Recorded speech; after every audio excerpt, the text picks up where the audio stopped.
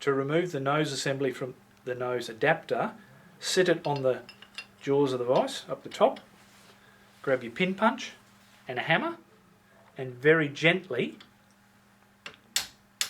tap it out. It is a press fit.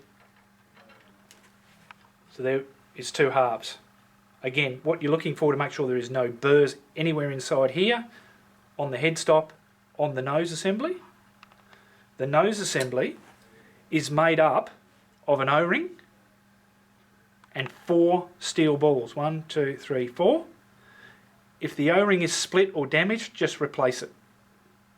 Again, once you replace it, you just use an O-ring picker to flick it out, replace the steel balls, put a new O-ring on it, and put it back together.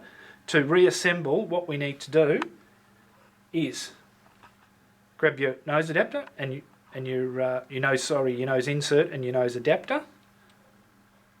Place it together so the slot is all lined up, because that's where your rivet transfers. Open your vise and press them together.